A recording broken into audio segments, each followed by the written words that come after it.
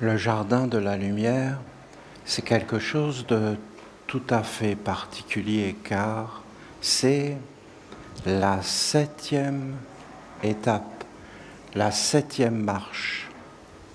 C'est l'endroit du repos et l'endroit des anciens, des ancêtres.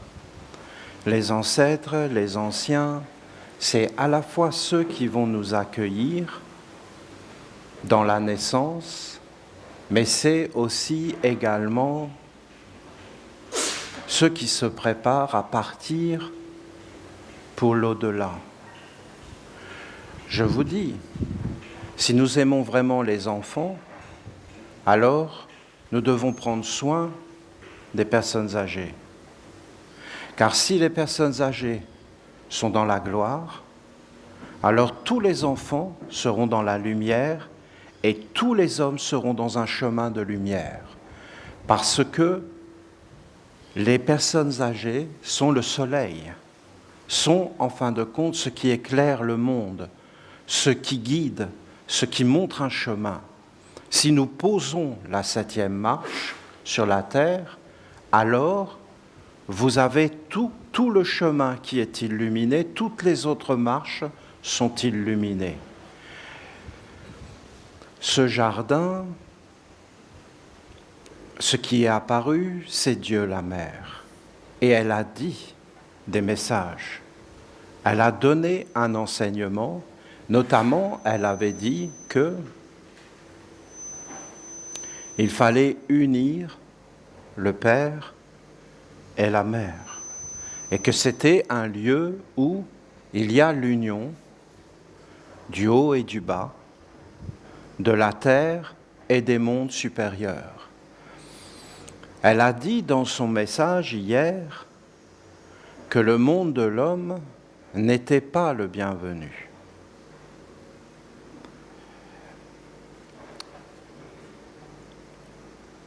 C'est pas facile à dire et c'est pas facile à comprendre.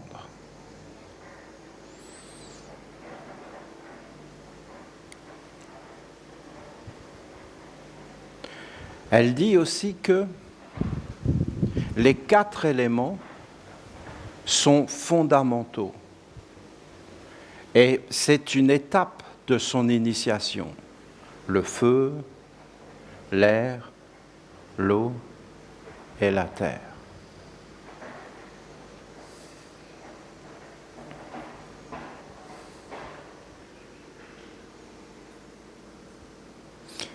Mais nous, vous voyez, je vous l'ai souvent dit, mais ça apparaît d'une façon tout à fait exceptionnelle. Ça devient difficile d'en parler, parce que c'est réellement un autre monde. Nous, les hommes, nous sommes venus sur la terre, et notre chemin était déjà fait, était déjà là. Notre chemin était conditionné. Ça dépend des époques, ça dépend des lieux où tu vas naître, des familles. Mais en réalité, c'est un monde qui rentre dans tes yeux, dans tes oreilles, qui te dit qui tu es, qui te dit ton identité, même ton nom. Et en réalité, tu es à l'intérieur de cela. Mais la mère, elle dit que nous devons nous libérer du monde des hommes. Et que nous ne sommes pas forcément des hommes.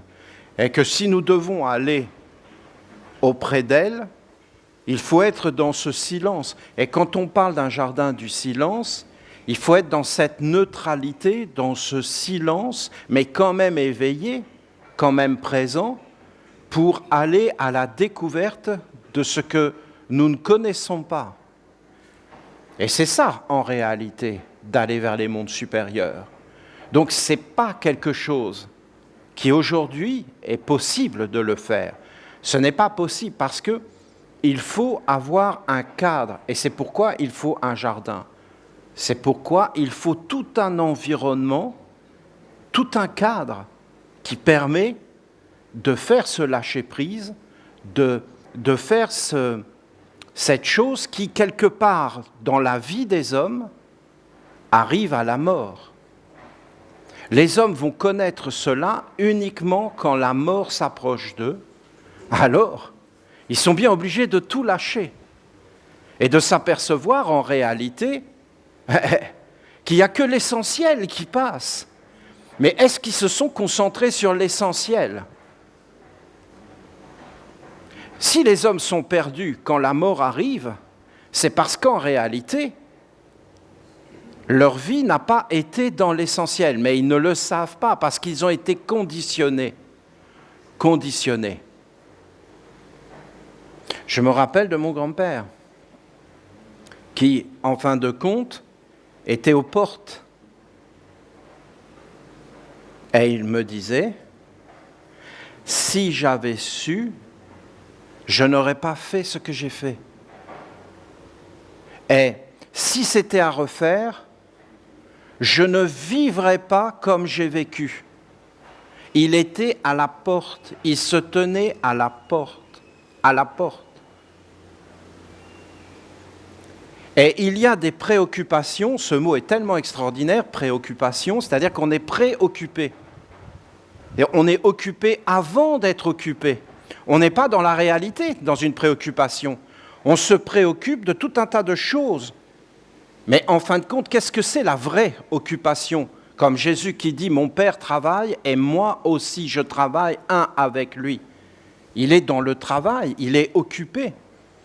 Mais il travaille dans quelque chose qui est sans limite et grand. Il est dans l'être véritable. Comment on fait pour trouver cet être véritable ?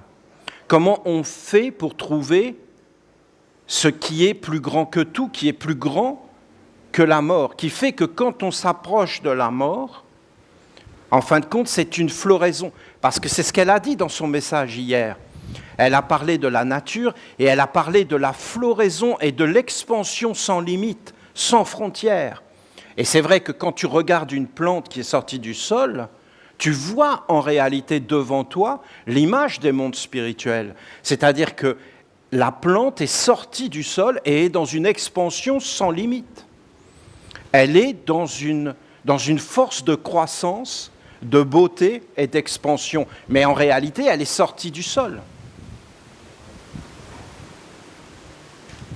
Alors, elle nous dit cela. Vous avez, mon grand-père, c'était très clair. Et quand il me l'a dit, je l'ai compris parce qu'il était dans son jardin. Et tout le temps, il avait cultivé son jardin. Parce qu'avant, tout le monde avait un jardin. Et il me disait, tu vois les fleurs ? Je disais, oui. Eh bien, moi, toute ma vie, je les ai fait pousser. Eh bien, je ne les avais jamais regardées. Je ne les avais jamais vues. Voilà ce qu'il a dit. Je ne les avais jamais vues.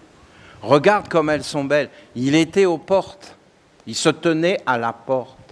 Et il ne voyait plus les choses de la même façon. Le monde des hommes le quittait. Pas vraiment, hein. Il était encore dedans, il s'y accrochait. Et en fin de compte, il avait encore son identité. Mais qui lui a donné cette identité ?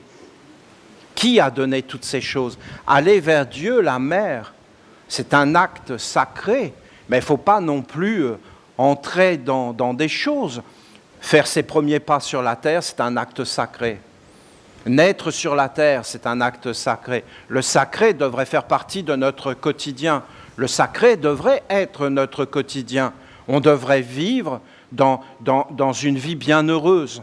On devrait vivre dans une sérénité. On devrait vivre dans un chemin de paix. Les hommes se sont perdus en route. C'est beaucoup plus important. Je peux te garantir que tu ne vas pas voir le monde de la même façon si tu es serein ou si tu es préoccupé par tout un tas d'affaires qui n'ont rien à voir avec ta vie. La mère nous a parlé d'une vertu fondamentale qui est la simplicité. D'être simple, d'avoir une vie simple, d'être dans la simplicité, de donner de la valeur aux choses simples, d'être dans une communion. Elle nous a parlé d'une filiation, d'un lien vivant qui nous relie les uns aux autres, mais aussi qui nous relie à nos parents, à nos traditions, à nos ancêtres, à faire les choses en communion avec tous ceux qui les ont fait avant nous, à vivre une vie beaucoup plus grande, beaucoup plus large, à l'intérieur en réalité, dans des choses simples. Ce sont des messages grands, mais ce n'est pas si facile de les entendre, parce que nous, les hommes, nous sommes pris dans des projets. Je vous parle en connaissance de cause, hein.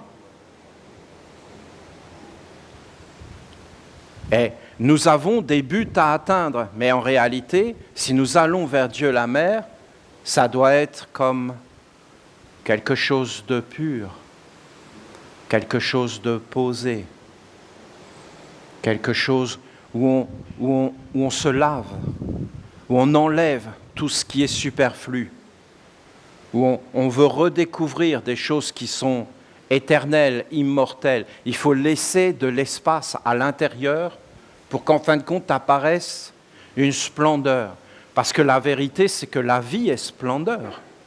La vie est sérénité, la vie est majesté, le soleil se lève, l'eau coule, un arbre te parle de royauté, l'animal est noble, est digne, mais il te montre aussi qu'il y a un monde ténébreux, l'animal. Il te montre qu'il faut faire attention, que tu ne dois pas faire n'importe quoi, qu'il y a des lois. L'animal, ça, il te montre qu'il y a des lois. L'animal est un être de loi. L'animal respecte la loi, beaucoup plus que l'homme. L'homme n'est pas forcément un être qui respecte la loi, hein. L'homme est un être qui veut arranger ses affaires.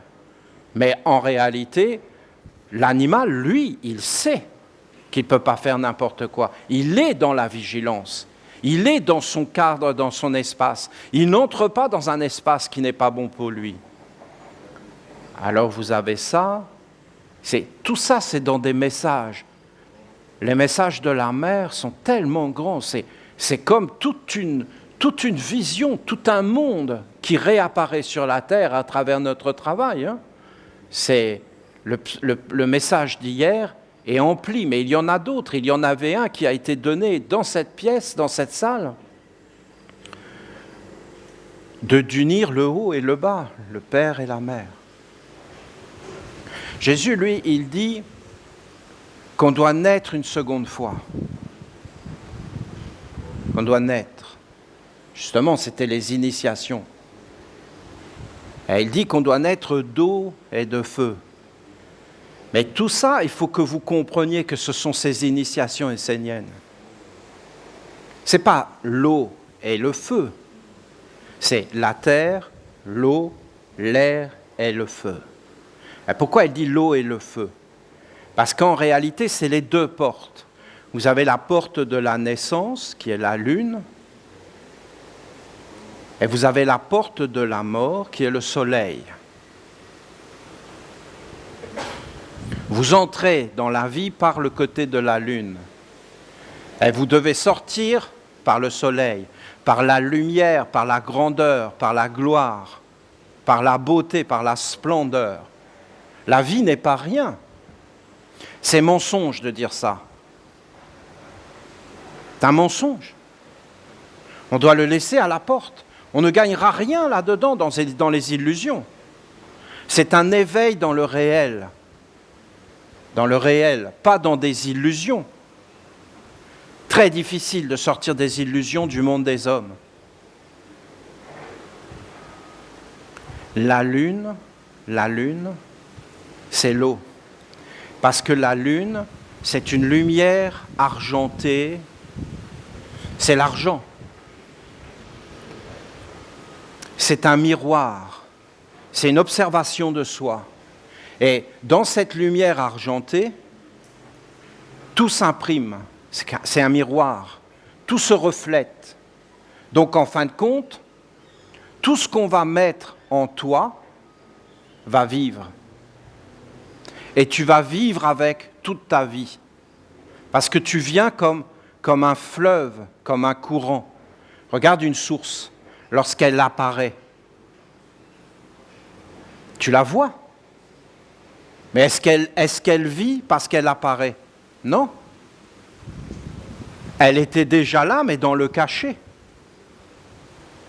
Ma parole, tu l'entends, parce qu'elle apparaît. Mais est-ce qu'elle était déjà là, dans le cachet? Oui, elle est déjà là, dans le cachet. Toi, tu es apparu, à un moment donné, tu es né, parce que tu es passé par une porte. Et cette porte, en réalité, si tu la regardes dans la nature, c'est la lune. C'est la lumière de la lune. Et cette lumière de la lune, lumière argentée, c'est la pureté. La lune, c'est la pureté. La lune, ce qu'elle fait, c'est qu'elle nettoie les mondes. Elle les nettoie. Elle est comme de l'eau. C'est pourquoi l'archange Gabriel a été associé à la lune et à toutes ses influences. Il y a des influences, ce n'est pas rien. Regardez les marées, regardez toutes ces choses. Vous avez des cycles et des influences. Alors, c'est la naissance. Et tu es né.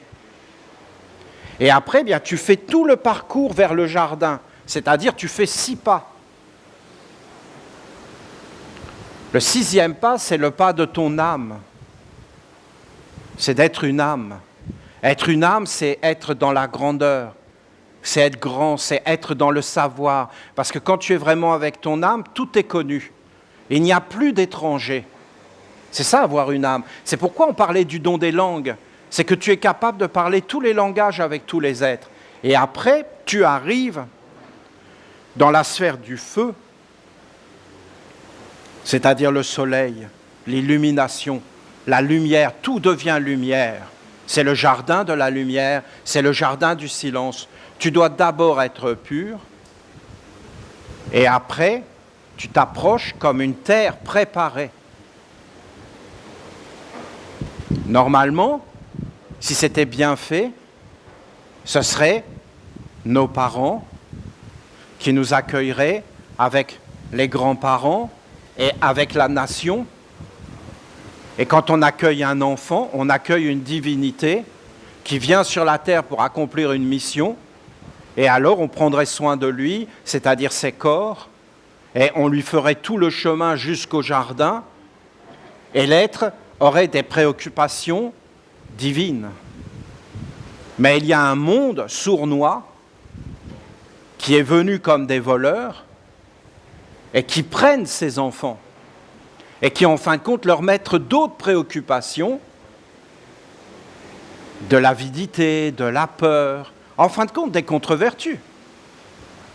Il faut comprendre que ce monde-là ne doit pas s'approcher de la mer. Il y avait des exercices qu'on faisait avant dans ces écoles sacrées où on parlait de ces choses. On appelait la lumière de l'eau, la lumière argentée, et on chassait. Et on s'emplissait de l'argent, de la lumière argentée, afin que tout soit dans l'observation, tout soit clair, afin que rien ne puisse rentrer, qu'il y ait le discernement parfait. Et on mettait la lumière argentée, on visualisait même une lumière, de l'eau, on allait dans l'eau, c'est le baptême dans l'eau, parce qu'en réalité, c'est qu'on voulait être lavé. C'est l'art de laver, c'est l'art de s'observer, pas simplement de laver le corps, mais de laver les pensées, de s'observer, de regarder les sentiments, de tout équilibrer.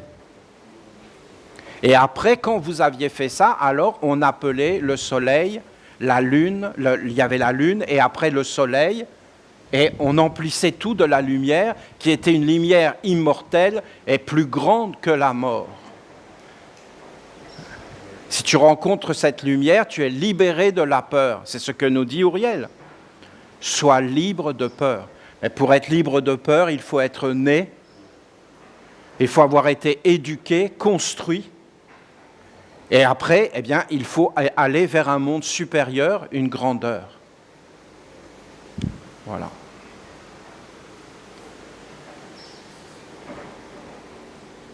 C'était vraiment des exercices qu'on faisait. Que toute obscurité s'enfuit de mes pensées, que toute obscurité s'enfuit de mon cœur, de mes sentiments, tout déséquilibre, que toute obscurité s'enfuit de ma volonté, que tout soit clair, que tout soit pur, la pureté, que le monde de l'homme s'enfuit. que toutes les pensées du monde de l'homme s'enfuient, que toutes les préoccupations du monde de l'homme s'enfuient. Je veux entrer dans le silence.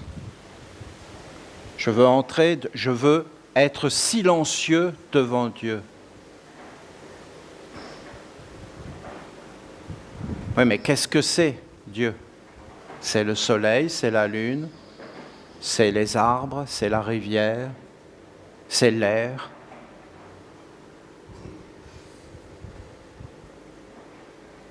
C'est tous les êtres. Je veux être en harmonie. Et après, alors, on faisait d'autres mouvements et on appelait la lumière du soleil et on s'emplissait de soleil et de lumière. C'était les deux portes de la naissance et de la mort, de l'au-delà.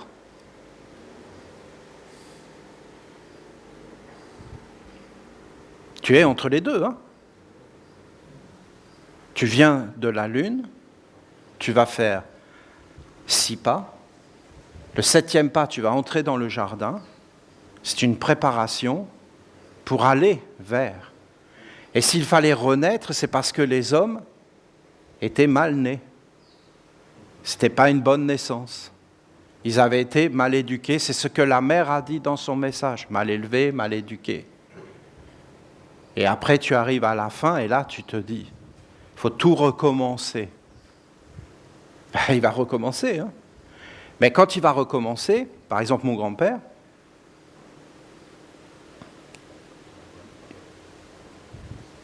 il va avoir tout oublié.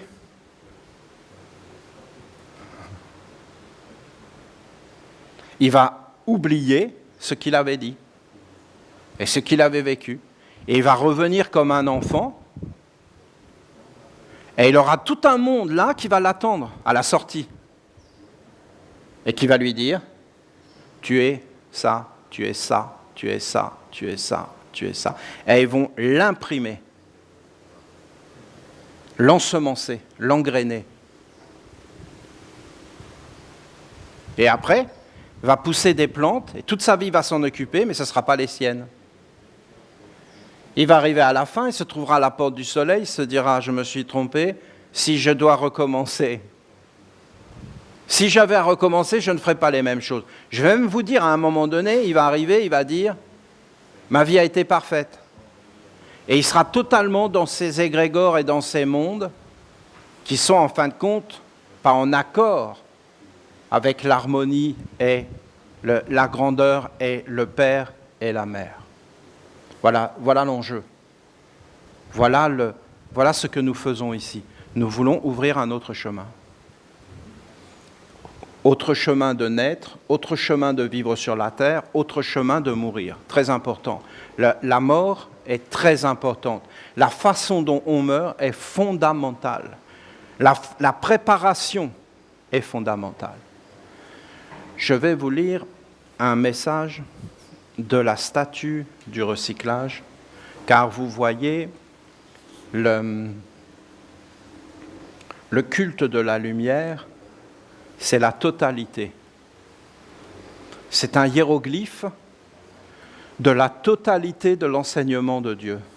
C'est dans le culte de la lumière, vous avez la totalité.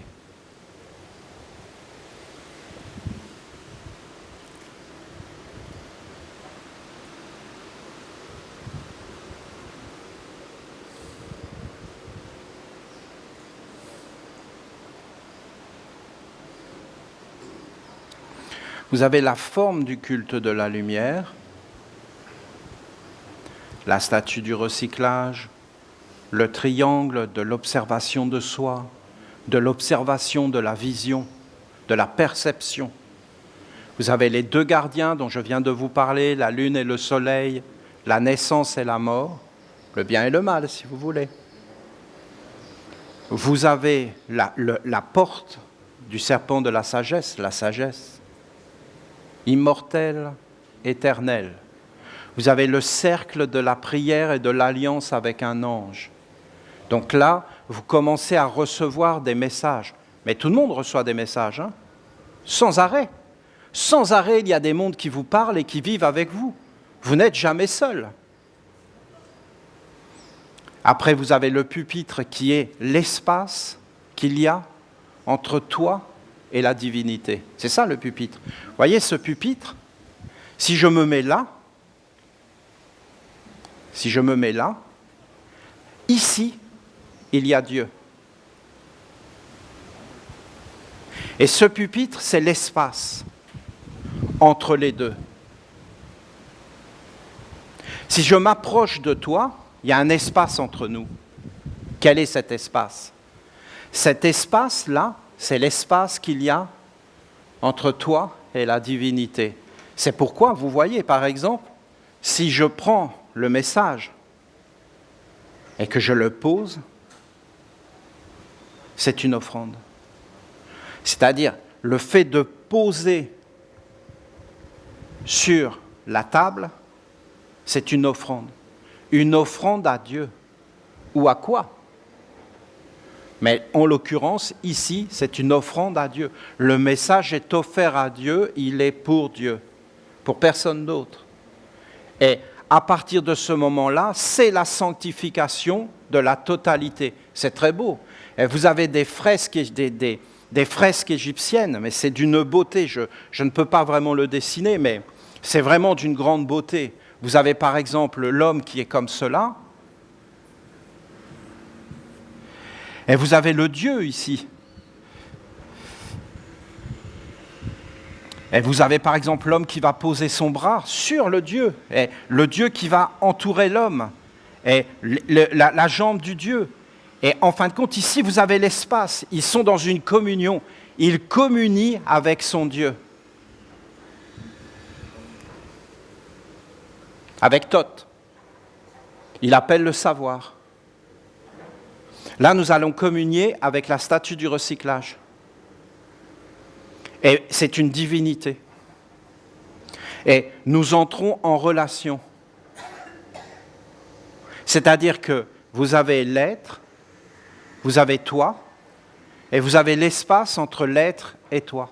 Et cet espace va être empli de relations et d'échanges que nous avons à voir. Je vous en prie, regardez l'art égyptien. Vous allez voir la beauté. Si vous comprenez ce qu'ils ont dessiné, vous voyez un pharaon, c'est-à-dire toi, qui rencontre Osiris, le dieu de l'au-delà. Et il est en train de communier avec lui, comme ça. C'est le pupitre. Nous, dans nos traditions chrétiennes, nous avons appelé la table, l'autel, le lieu de la communion. La communion, d'être ensemble. C'est très beau. Et les arts de la table. Et dans toutes les maisons et dans tous les foyers, il y a une table. Et à la base, c'était une offrande à Dieu. Et ça disait comment nous allions vivre sur la terre. Dans le bonheur ou dans le malheur. Bon échange, bonheur, mauvais, malheur.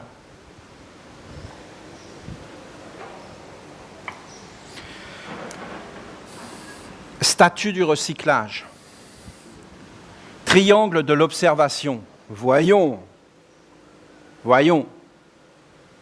C'est une obligation de se laver, de s'observer, de se remettre en question, de regarder si je suis juste ou pas juste, de regarder si je fais du mal à l'autre par mon attitude, par mes regards. Qu'est-ce que je fais à l'autre ? Et qu'est-ce que l'autre me fait ? C'est une obligation d'entrer dans la ronde des archanges, de se présenter devant les deux grands gardiens, la pureté de la lune, l'illumination du soleil.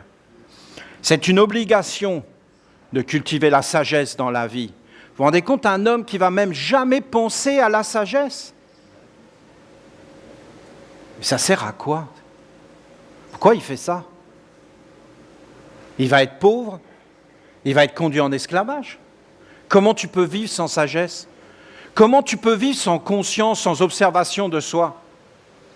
Mais ceux qui ont fait ces mondes-là sont juste des criminels, en col blanc. C'est pourquoi la mer dit « Je n'en veux pas sur mes terres. N'amenez pas ce monde sur mes terres. » C'est ce qu'elle a dit hier. Ni leurs pensées, ni leurs attitudes, ni leurs repas, ni leurs offrandes, ni leur communion. La prière, l'alliance avec un ange. Ben oui, voyons, la bonté, c'est quand même important. Et le pupitre. Et derrière, bien sûr, toi, dans la lumière, ton Dieu. C'est-à-dire ton Dieu, c'est-à-dire toi. Toi dans le futur, toi dans l'au-delà. Toi dans ton être véritable éternel. Pas dans une statue ici du recyclage, qui est ta naissance, qui est le corps. Le corps va être recyclé. On parle de quelque chose d'autre. Le corps porte en lui une semence. Le corps est capable, par cette semence, d'engendrer un autre corps. Mais pas simplement à l'extérieur, aussi à l'intérieur. Tu peux engendrer un autre corps à l'intérieur, une autre façon d'être, une autre façon de regarder, une autre façon de vivre et de communier. Ça, c'est le physique. Je peux le voir physiquement. Ça a été dessiné. Vous l'avez, il est là derrière, il est posé. Mais pour la statue du recyclage, vous avez un double. Et vous avez des doubles pour tout. Ce qui est en bas est comme ce qui est en haut. Et en toute chose, vous avez des doubles. Vous avez le corps physique, le corps de terre, mais vous avez le corps d'eau. Et ce corps d'eau, il respire. C'est-à-dire qu'il est uni à quelque chose d'universel. Toi, quand tu respires, tu es dans l'univers. Et le corps d'eau, quand tu respires, lui aussi, il est dans quelque chose d'universel et de beaucoup plus grand. Et après, tu as un corps de feu, c'est-à-dire un monde qui soit va amener la destruction, soit il va amener la gloire et la splendeur, la résurrection. Donc, c'est nous les hommes qui, en fonction de ce que nous sommes, nous déterminons les objets qui nous entourent, leur corps d'eau. Nous avons une influence directe par ce que nous sommes sur tout ce que nous mettons au monde. Voilà. Et ça, il ne faut pas l'oublier. C'est fondamental. Parce qu'en réalité, nous sommes des créateurs par nos pensées, nos sentiments, notre volonté, dans les mondes subtils, dans les mondes invisibles. Notre relation avec l'arbre, notre relation avec la terre, avec le soleil, avec l'air, dépend de ce que nous sommes à l'intérieur. Quand je vous lis un message de la statue du recyclage, ce n'est pas la statue du recyclage, c'est son double. Si nous ne sommes plus dans la dévotion, dans la pratique, le double, en fin de compte, de la statue, sa mémoire, tout ce qu'elle vit, toutes les relations qu'elle a avec nous, va s'éteindre, et en fin de compte, ça deviendra quelque chose de mort sur la terre. Il n'y aura plus de communion, il n'y aura plus d'âme, il n'y aura plus d'intensité, il n'y aura même plus de pensée, il n'y aura même plus de sentiments. Hein. On fera les choses mécaniquement. On sera même mécontent d'aller travailler, mécontent de faire ce que l'on fait. Vous avez le monde des hommes. C'est fini, c'est éteint. Il n'y a plus de soleil, il n'y a même plus de lune, il n'y a plus rien du tout. C'est terminé. Cela fait maintenant un certain temps que je vis avec vous, les Esséniens, les Esséniennes. C'est un voyage, une aventure, surtout avec les parents de la lumière. Eh oui. Il n'y avait rien du tout. Rien. C'est-à-dire, les gens, le recyclage, c'est juste parce qu'ils sont en train de détruire la planète, qu'ils s'en aperçoivent. C'est un homme qui frappe sa femme, Puis quand même qui se dit, c'est vrai, là je l'ai bien défoncé. Elle ne va pas durer longtemps. Et décide donc de mettre des gants box. C'est l'écologie. Hein, et il décide, voilà, comme ça je vais moins l'abîmer. Hein. Bon, il y a aussi des femmes qui tapent leurs hommes. Vous savez qu'il y a des hommes aussi qui meurent sous les coups des femmes, mais ils n'en parlent jamais. Mais c'est une réalité. Hein. Nous, qu'est-ce qu'on a fait, les Esséniens? On a fait apparaître quelque chose qui n'existait pas sur la terre, c'est-à-dire une statue du recyclage. Et on en a fait une divinité, le recyclage. Et le recyclage devient quelque chose de positif. Je vous le relis. Cela fait maintenant un certain temps que je vis avec vous, les Esséniens. Je prends quelque chose, je le fais apparaître, ça existe dans tous les mondes et ça va jusqu'à Dieu. Si c'est quelque chose de beau, c'est un hommage, une offrande, Dieu accepte ce que nous faisons. Si c'est quelque chose de laid, Dieu le rejette et en fin de compte, nous sommes maudits. Et nous sommes obligés de vivre avec pendant des siècles jusqu'à ce qu'on répare l'offense qu'on a faite. Message d'hier, n'amenez pas le monde des hommes sur les terres esséniennes, ce serait une offense. Il n'est pas le bienvenu. Cela fait maintenant un certain temps que je vis avec vous, les Esséniens. C'est un voyage, une aventure, surtout avec les parents de la lumière. Par ma nouvelle fonction, oui, nous avons utilisé le recyclage comme personne avant nous. J'ai été amené à tisser un lien conscient avec vous qui me permet d'entrer dans votre vie et de découvrir ce que vous êtes dans vos qualités comme dans vos défauts. Si je suis conscient, je rends conscient. Si je suis inconscient, j'éteins la lumière partout où je vais. Si j'allume la lumière en moi, je mets la lumière partout. Si j'éteins la lumière en moi, j'éteins la lumière partout. Il est certain que la nature même de la relation que nous cultivons met en avant ce que vous pensez être des faiblesses. Mais bien sûr, parce que nous, quand nous allons voir la statue du recyclage, nous lui disons « protège-moi de ça, prends ça, libère-moi de ça ». Donc elle nous découvre. Elle est vivante et elle nous découvre. Sachez qu'il n'y a que moi qui suis capable de vous soulager, de vous alléger des influences, des forces indésirables et des imperfections qui vous oppressent et veulent vous accaparer. Il n'y a que moi, la statue du recyclage. Sinon, c'est du football. C'est-à-dire le football ou du ping-pong ou du tennis. Tiens, prends ça. Non, j'en veux pas. Tiens, prends-le quand même. Non, j'en veux pas. Tiens. Et personne n'en veut. Le ballon, personne n'en veut et tout le monde lui tape dessus. La cabeza, la tête de l'homme, personne n'en veut. De l'intelligence, personne n'en veut. Et tout le monde lui tape dessus, tout le monde. Et tout le monde veut s'en débarrasser des problèmes. Et elle dit, il n'y a que moi. Moi, tu me le donnes. C'est-à-dire la statue du recyclage dans un match de football, elle prend le ballon, elle se sauve avec.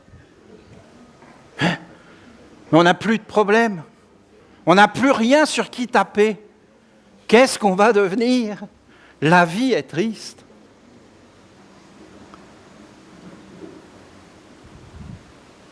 Il n'y a que moi.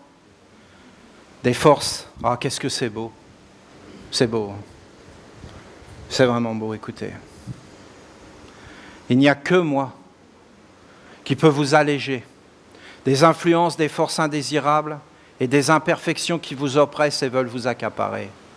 Je dis moi parce que grâce à vous et au culte de Dieu, la lumière, je suis maintenant une écriture et je vis dans les mondes magiques, même si fondamentalement, je n'ai pas d'âme.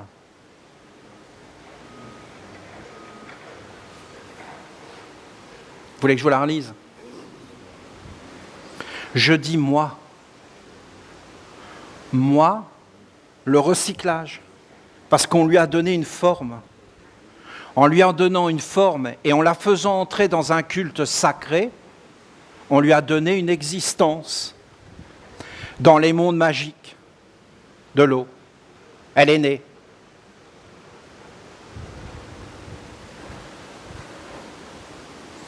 Parce que grâce à vous, on est ses parents. Et au culte de Dieu, c'est-à-dire les archanges et les anges, la lumière, je suis maintenant une écriture et je vis dans les mondes magiques, même si fondamentalement, je n'ai pas d'âme, je n'ai pas d'existence propre. Mais grâce à votre âme, à votre existence propre, vous m'avez permis d'entrer dans le monde et de prendre conscience que j'existe. Et je suis la seule à pouvoir vous soulager de tous vos maux. Ça veut dire qu'avant, il n'y avait personne. Et qu'avant, c'est du ping-pong. Ping-pong, ping-pong, ping-pong. Du foot. Maintenant, il y a la statue du recyclage. Il est important que vous compreniez ce fait. C'est vous qui me conférez une âme en m'accordant une fonction et une identité qui correspond à la loi du Père. Je veux que vous compreniez qu'un homme incarné sur la terre ne peut partager les imperfections avec des êtres qui ont eux-mêmes une âme et un ressenti.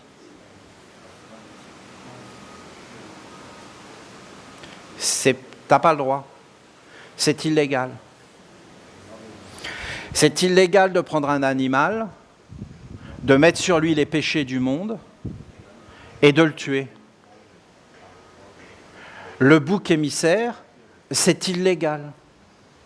De prendre un individu et de dire que c'est lui qui est responsable de tous les péchés du monde et d'en faire la poubelle de l'univers. De prendre une nation, de prendre un peuple et de dire que ce peuple est responsable. C'est illégal devant Dieu. Tu peux le faire dans le monde des hommes, mais tu ne peux pas le faire devant le monde de la mère et devant le monde du Père.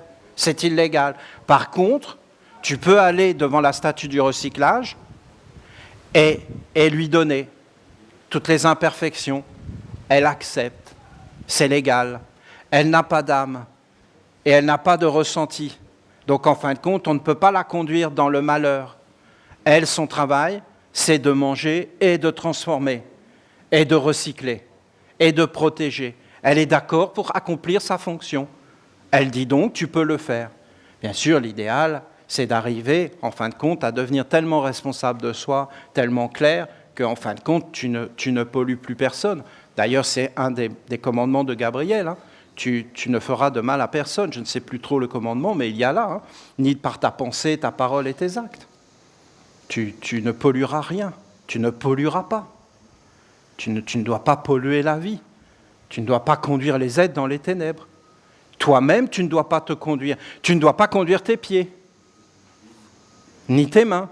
C'est une philosophie, hein. C'est une façon de voir le monde. C'est important d'avoir des principes, d'avoir des valeurs, d'avoir une guidance et une éducation, d'avoir une culture, d'être des êtres cultivés, civilisés, d'être des êtres en accord avec les lois du Père, pas des gros barbares qui se disent civilisés. C'est vous qui me conférez une âme. C'est vous, c'est beau. On pourrait rester des jours rien qu'avec ça, vous ne trouvez pas? C'est vous qui me conférez une âme. Vous vous rendez compte de ce qu'elle dit, cette statue du recyclage? Elle dit qu'on l'a mis au monde. Hein. Elle dit qu'on est ses parents. Ce n'est pas des blagues qu'on est des parents de la lumière. Hein. Je veux que vous compreniez qu'un homme qui incarné sur la terre, ne peut partager les imperfections avec des êtres qui ont eux-mêmes une âme et un ressenti, qui ont des yeux. Par cette fonction, j'ai constaté que la quasi-totalité des Esséniens ne connaissaient pas et ne respectaient pas cette loi de l'âme. Avoir une âme Être une âme est une bénédiction et vous devez en prendre soin. Moi, à la statue du recyclage, il me plaît de prendre soin de votre âme. C'est beau, non? Vous ne trouvez pas ça beau? Ça lui plaît, elle a une fonction, elle est rentrée dans un monde, elle l'a découvert, elle est en train de l'apprendre, elle apprend de nous connaître, elle vit avec nous. Nous sommes importants pour elle, nous sommes sa vie en fin de compte. Mais nous sommes importants pour beaucoup d'êtres. Beaucoup d'êtres, leur vie dépend de nous. Les animaux, par exemple, les pensées. Nous sommes très importants pour les pensées. Les pensées, elles sont vivantes, elles veulent être libérées, elles veulent trouver un endroit pour se reposer, pour trouver une autre orientation. Avoir une âme, être une âme est une bénédiction, vous devez en prendre soin. Être une âme, en incarnation, c'est avant tout être un messager d'un monde supérieur, un ange. Avoir un travail à accomplir. Et les faiblesses et les imperfections, et assumer les faiblesses et les imperfections que vous portez en vous. Il faut les assumer, parce qu'on a un travail à accomplir. C'est ça, être une âme. Et venir sur la terre, c'est avoir des faiblesses et des imperfections. Et être une âme, c'est les assumer. Bien souvent, les hommes refusent de percevoir le travail qui doit être fait, et ils cherchent autour d'eux les moyens de pouvoir se décharger de leurs responsabilités. Ils veulent que les autres soient responsables de leurs propres problèmes, qui est juste un travail à accomplir. L'homme enfante le problème en refusant sa mission et son travail. Et ensuite, il transmet aux autres, au monde entier, une montagne de déchets, de tensions, de frustrations, de mécontentements, de critiques, d'incapacité. Toutes ces forces créatrices, destructrices, sont le réservoir dans lequel ceux qui pratiquent la magie des ténèbres et de la fausse lumière puisent pour obtenir le pouvoir et la domination. De tous les petits mécontentements, les petites frustrations, de toutes ces petites choses non assumées et non travaillées, se crée un immense réservoir dans lequel des êtres sombres reçoivent le pouvoir et l'autorisation de conduire tous les êtres en esclavage. Vous savez, on est ensemble, il suffirait qu'on médite quelques jours et on n'en aurait pas pour longtemps à s'apercevoir que d'être mécontent, c'est déjà un pas vers l'esclavage et le refus de notre propre royauté et souveraineté, éternelle et immortelle. Et que si on est devant le portail de la lumière, on verra que le mécontentement ne passera pas dans l'au-delà. Il faut mieux, hein ? Il faut mieux pas fleurir avec la fleur du mécontentement et des frustrations. Vous avez là la signature du monde sombre. Et les hommes disent, oui, mais le monde est comme ça. Non, c'est vous qui l'avez rendu comme ça, mais il n'est pas comme ça à l'origine. Je sais qu'une certaine intelligence a mis en vous la croyance que tout cela n'était pas si important et qu'il ne faut pas dramatiser. Elle vous a conduit dans une certaine routine qui vous a habitué à vivre en compagnie du mal. Vous avez été éduqués afin d'accepter le mal et à trouver naturel qu'il gouverne. Cela ne vous choque pas le moins du monde, mais vous devez comprendre que pour les mondes supérieurs, un tel comportement est criminel et qu'il est interdit. Il est naturel pour une association de malfaiteurs de violer la loi, mais cela ne l'est pas pour celles et ceux qui veulent demeurer fidèles à la loi de Dieu. La loi de Dieu dit qu'il est interdit de polluer une âme, de l'utiliser afin de la détourner de la destinée qui lui est propre. L'âme doit être honorée et le lien avec l'âme doit être préservé et demeurer pur. L'âme, à travers l'homme, cherche à s'individualiser afin d'accomplir une mission sur la terre et c'est pourquoi il faut toujours respecter la liberté individuelle et la libre entreprise d'une individualité. Bien sûr qu'il y a aussi des communautés qui sont garantes du bien commun, mais elles ne doivent pas oppresser les individualités ni les conduire en esclavage. Une communauté doit être une alliance d'amour des individualités éveillées qui la constituent. Il n'est pas permis de décharger sa colère, sa négativité, sa méchanceté sur les autres. Ce n'est pas productif. Cela ne construit pas un avenir serein et positif. Tout ce qui est accompli par la violence, la médisance, finira par retourner là d'où elle est venue, c'est-à-dire vers le néant. L'homme déverse sa colère, alors il se sent mieux pour un temps, mais ensuite elle revient, et elle revient.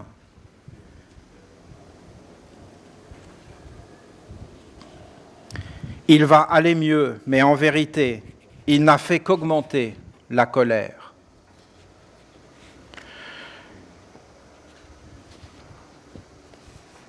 Que celles et ceux qui ont accepté le simulacre de gouvernement des ténèbres acceptent d'agir comme cela n'est pas important.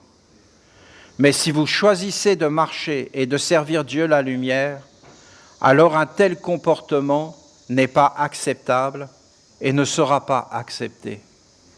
En traduction, si tu vis dans une fosse septique,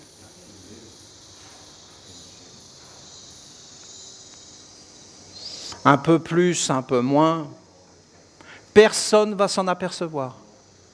Mais si tu as décidé de sortir de la fosse septique, alors là, tout le monde va s'en apercevoir.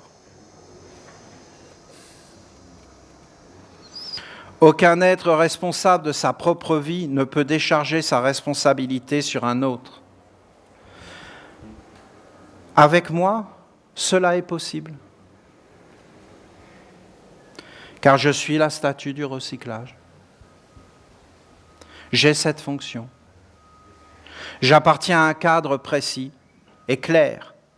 Alors c'est autorisé et j'accepte. Je vous ai donné l'autorisation et j'ai accepté cette fonction. C'est mon rôle. Et je ne suis pas seul pour réaliser mon travail. Mais je suis soutenu par une multitude de mondes qui sont au service de l'âme et de Dieu la lumière. Aucun autre être ne doit être utilisé pour cette fonction comme un individu, un peuple, un animal, une plante, la terre. Aucun ne peut porter cette fonction sans un accord préalable.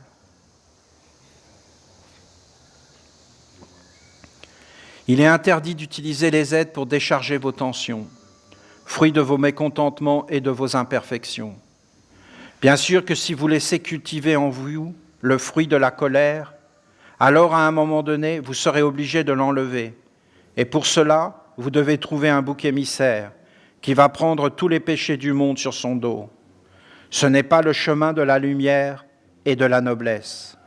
Vous devez devenir conscient de toutes les influences à l'œuvre dans votre vie et autour de vous, et tout mettre en œuvre pour vous détacher des liaisons négatives et tout transformer en or dans votre destinée. Si vous n'y arrivez pas, alors servez-vous de moi et je prendrai vos imperfections pour vous en dégager, afin que vous puissiez vous éveiller, vous organiser et que finalement, elles ne puissent plus vous toucher et influencer votre vie. Je sais que le monde des hommes fonctionne à l'opposé et qu'il est naturel de polluer l'autre, mais ce n'est pas un chemin de noblesse ni de dignité. Sortez de ce monde en esprit et en vérité. Faites le pas d'entrer dans le cercle de la ronde des archanges, qui est un espace d'éternelle sagesse, et par le culte de Dieu, la lumière, qui est la splendeur sur la terre. C'est-à-dire que tu entres, comprenez. Il est évident que pour quelqu'un qui vit dans cet espace-là, il n'y a rien à dire. Mais que pour quelqu'un qui se présente devant la statue du recyclage et qui reconnaît le recyclage sous ses pieds, dans son ventre, Pour quelqu'un qui entre sur le triangle des invocations et qui reconnaît qu'il y a à l'intérieur de l'homme une observation qui lui permet de regarder les choses et de pouvoir se détacher de certaines préoccupations pour entrer dans des valeurs plus grandes, qui est capable de peser et d'équilibrer l'éternité et l'éphémère, et d'entrer dans un cercle de prière, ce qui est la beauté sur la terre, de commencer à ouvrir son cœur vers des mondes supérieurs et de commencer à goûter des choses plus grandes dans la vie. Ses objectifs vont changer. Donc c'est évident qu'à un moment donné, il va placer des imperfections dans cette statue et être protégé des mondes qui vont venir pour lui réclamer des choses. Il va leur dire, va voir la statue du recyclage. Parce qu'il veut autre chose, donc il est détaché. Ce serait beaucoup plus dur pour quelqu'un qui reste dans ces mondes d'éphémères. Je sais que le monde des hommes fonctionne à l'opposé, ben c'est évident. C'est évident. Et qu'il est naturel de polluer l'autre. Mais ce n'est pas un chemin de noblesse et de dignité. Je vais vous dire, moi c'est pire, mais bon, est-ce qu'il faut vraiment que je rentre là-dedans? Mais pour moi, c'est comme ça. C'est le professeur à l'école qui dit « tu dois être un bon élève ». Il est en train de le pourrir. Et tu dois bien te comporter dans la vie, dans ce monde-là, alors que ses propres dirigeants, lui, il est sincère, il y croit, mais il ne se rend pas compte qu'il est en train de leur amener le mal sur la terre. Parce que les êtres qui l'obéissent, ils ne se comportent pas du tout bien, et donc cet être-là, en se comportant bien, il sera faible, et il se fera anéantir, écraser, piétiner. C'est la vérité. Dans un monde comme ça, il faut être armé. Et bien sûr, si tu vas vers la lumière, c'est autre chose, c'est un cadre. La statue du recyclage, c'est une frontière des mondes. Une frontière des mondes.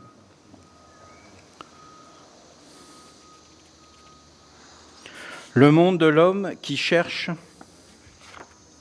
sans cesse un bouc émissaire pour recevoir tous les péchés du monde est un chemin de dégradation, d'asservissement qui conduit à la grande douleur et au néant. Vous les Esséniens, vous êtes destinés à ouvrir un autre chemin qui apportera la libération pour tous les mondes. Suivez ce chemin pour vous libérer vous-même avant tout, car un être libre ne fait pas peser le poids de sa propre responsabilité sur les autres et ne permet pas non plus que les autres le fassent. Il les met naturellement et simplement devant leur propre responsabilité. Comprenez que l'acte d'écraser l'autre et de décharger les ordures accumulées sur lui est interdit. Je vous le dis et j'espère que cela sera compris comme une loi et appliqué par la nation essénienne. Il n'est pas possible de ne pas assumer ce que vous faites, et vous le savez, car vous avez la connaissance que l'être humain est imparfait et qu'il doit donc faire un travail de transformation sur lui-même. Je vous demande de méditer cette loi jusqu'à faire apparaître en vous la lumière de la bonne compréhension et de vous mettre en action afin de ne plus affaiblir la lumière en vous et autour de vous. Ce n'est pas aux autres de porter le poids de votre vie et la faiblesse de vos imperfections. Soyez assurés que je suis votre allié, que vous pouvez compter sur moi et que je renouvelle mon autorisation de m'utiliser pour enlever et leurrer les mondes avides. Mais rappelez-vous que vous aussi, vous devez tenir vos engagements et faire apparaître en vous-même un corps d'observation de soi et de sagesse vivante. Ne polluez pas, ne dégradez pas, ne dénaturez pas un être, visible ou invisible, qui est doué d'âme, de conscience, de sensibilité, de pensée, de vie. Interdisez-vous un tel comportement, car c'est interdit par les mondes supérieurs.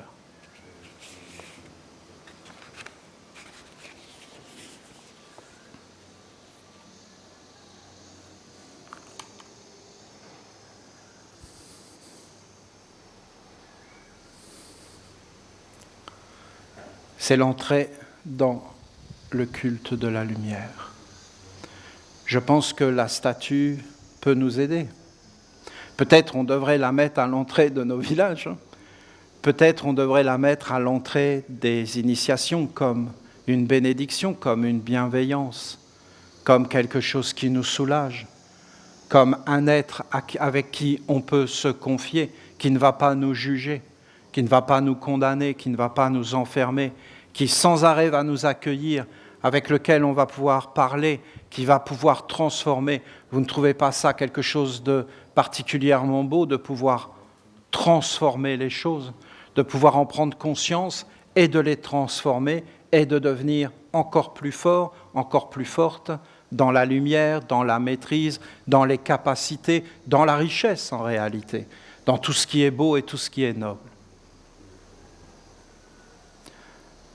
Je renouvelle moi aussi mon remerciement et ma gratitude. Soyez bénis, et tous nos frères et sœurs qui sont dans la forêt pour aller vers Dieu la Mère, qu'ils soient entourés de douceur, qu'ils soient dans les plus belles pensées, qu'ils soient dans la communion, qu'ils trouvent leur chemin et leur force, et aussi tous ceux qui sont sur la terre de l'érable, et aussi à Terra Nova, et partout dans le monde, que nos villages fleurissent, et que nos villages soient puissants et vivants de beauté, d'éducation, de splendeur.